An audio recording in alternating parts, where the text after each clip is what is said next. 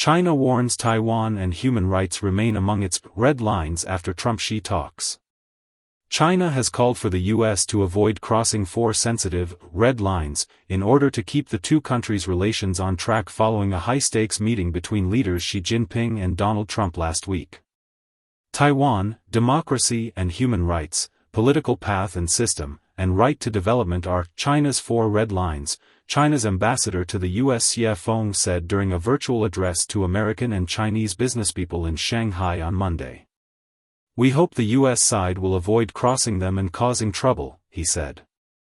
Xie made the remarks to an event hosted by the U.S.-China Business Council, according to a readout released by the Chinese embassy in the U.S., in comments that come days after Xi and Trump held their landmark meeting last week on the sidelines of an international summit in South Korea. Those talks, the leaders' first since Trump's return to the White House earlier this year, have been widely seen as a significant step in de-escalating frictions between the two superpowers.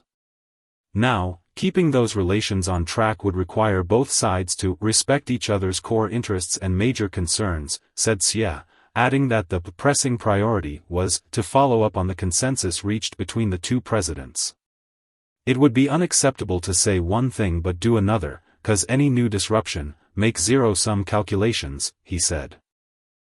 For Beijing, the four red lines, elaborated by Xie, are long-standing sensitive areas that could inflame tensions if mishandled, the most prominent of which is Taiwan, the self-governing democracy that China's ruling Communist Party views as its own. Despite never having controlled it, Beijing has long been irked by Washington's unofficial relationship with Taipei, and the island often features in high-level diplomatic conversations between the two sides.